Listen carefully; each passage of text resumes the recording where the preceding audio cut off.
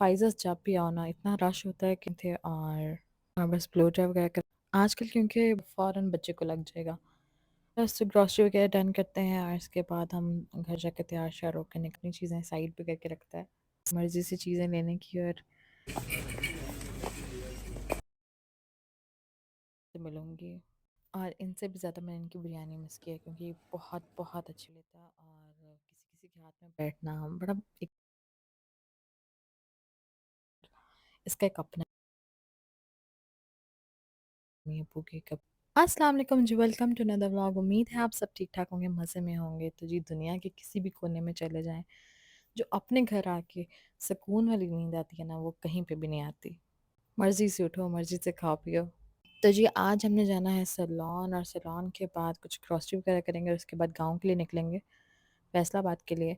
और फ़ाइज़र्स जब भी आओ ना इतना रश होता है कि जैसे पता नहीं सारी दुनिया इधर ही आई हुई है। बस मैंने और मेरी बहन ने नेल्स कराने थे और बस ब्लो ड्राई वगैरह कराया। आजकल क्योंकि बच्चों में वायरल बहुत तेज़ी से फैल रहा है और गले खराब, खाँसी, ज़ुकाम, तो बेस्ट चीज़ है कि आप घर में ये नेबुलाइज़र मशीन लेके रख लें, बजाय कि डॉक्टर के पास बार-बार जाने के।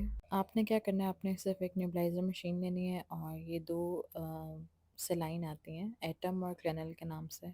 और एक जो नॉर्मल सलाइन बच्चों वाली आपने जाके बोलना है, वो आपको दे देंगे। तो इसको आपने 2 ml लेना है और 1 ml जो है एटम और 1 टाइम जो है क्लेनल। वो मिक्स करके अपने बच्चों को जो है ना न्यूबलाइज़ करना है। तो इससे जो है काफ़ी हद तक बच्चों में आपको फ़र्क दिखेगा, 2-3 दिन में आपको वाज़ेह डिफ़रेंस लगेगा। वैसे तो नॉर्मल सलाइन भी दे सकते हैं, पर अगर एटम के साथ मिक्स करके दें तो उसका रिज़ल्ट डबल हो जाता है। बेटे को मैं चेक कराने लेके गई तो वो डॉक्टर बताते हैं कि डेली के जो है ना 50 पेशेंट्स बच्चे आ रहे हैं उनके पास, और ये एक प्राइवेट हॉस्पिटल का हाल है, तो गवर्नमेंट का तो ना ही पूछें। क्योंकि बच्चों का इम्यून वीक होता है और जल्दी कैच करते हैं बच्चे। अगर आपके घर में किसी को भी खांसी ज़ुकाम है ना तो फ़ौरन बच्चे को लग जाएगा। तो अवॉइड करें कि अगर बाहर से भी कोई आया है तो उसको भी, और उसको बुखार या ज़ुकाम है तो अवॉइड करें बच्चे को उससे मिलने से। पर अगर कि बारिश वगैरह हो जाए तो काफ़ी हद तक जो है ना मौसम बेहतर हो जाएगा और ये वायरल वगैरह भी थोड़े कम होंगे। तो ये जो मैं ग्रॉसरी के लिए आई थी और ये हमारे करीब ही F11 में यहाँ पे पंजाब कैश एंड कैरी खुला है। इतना ज़बरदस्त इनका सिस्टम है और इतना ये बड़ा मॉल बना है। मॉल तो नहीं, बेसिकली कैश एंड कैरी है। तो ये काफ़ी बड़ी ब्रांच बनी है पंजाब कैश एंड कैरी की, और यहाँ पे आप इवन जो वेजिटेबल्स हैं अपनी मर्ज़ी से सब ले सकते हो। सही जिस तरह वॉलमार्ट बाहर के मुल्क होता है उस तरह की ज़रा वाइब है यहाँ पे। तो मुझे ये काफ़ी पसंद आया, तो अब नेक्स्ट टाइम जो है ना ग्रॉसरी के लिए इधर ही आया करेंगे। तकरीबन सभी सेक्शन है यहाँ पे, टॉयज़, बच्चों की चीज़ों के, हर चीज़ यहाँ पे जो है ना अवेलेबल है। इवन बेकरी भी बनी हुई है। तो और ये काफ़ी बड़ा बना है, तो मुझे ये काफ़ी पसंद आया।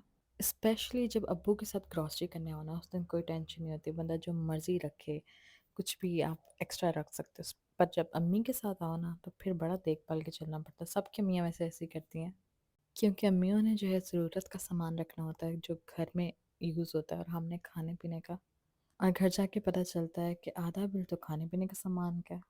और क्यों ना करें, क्योंकि उन्होंने घर चलाना होता है, उन्होंने ज़रूरत की चीज़ रखनी है और हमने जो है फ़ुज़ूल-फ़ुज़ूल। बस ग्रॉसरी वगैरह डन करते हैं और इसके बाद हम घर जाके तैयार-श्यार होके निकलते हैं बस थोड़ी देर में। अच्छा, और कौन-कौन है जो आते ही ग्रॉसरी के सामान से सबसे पहले अपनी चीज़ें साइड पे करके रखता है?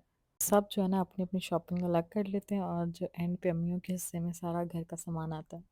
और किस-किस को रामेन, कोरियन नूडल्स पसंद है, हमारे घर में बहुत शौक से खाए जाते हैं।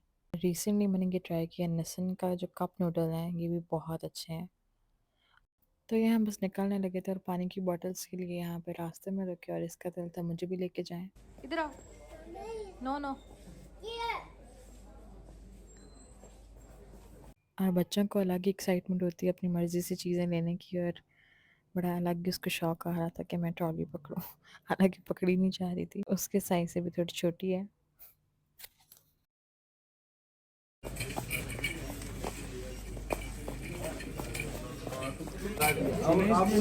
तो ये जी हम पहुंच चुके थे फैसलाबाद, और सबसे पहले अपनी नंद की तरफ जाऊंगी, उसकी तरफ दावत है। और उसका गांव जो है हमारे गांव से थोड़ा सा दूर है।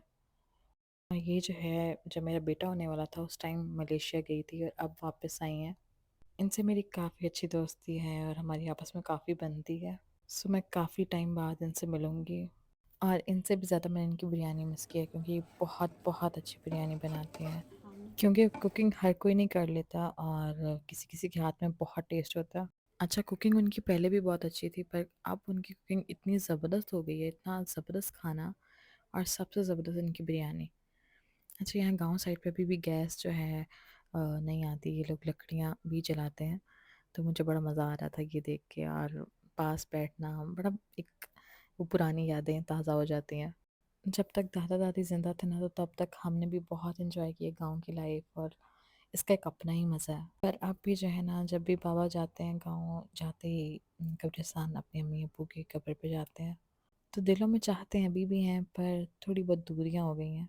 तो मेरे अब्बू हमेशा ये कहते हैं कि अपने जो रूट्स हैं ना उसको नहीं भूलना चाहिए। चाहे आप दुनिया में कितने भी कामयाब हो जाओ पर अपनी जो जड़ें हैं ना उनको कभी भी नहीं भूलना चाहिए। तो ये जी हम वापस आ गए थे अपने गाँव और यहाँ भी उन्होंने बिरयानी बनाई हुई थी। तो आम दिनों में कोई इतनी बिरयानी बनाता नहीं और आज 2-2 दफ़ा बन रही है। सो ये भी बहुत ज़बरदस्त बनी हुई थी।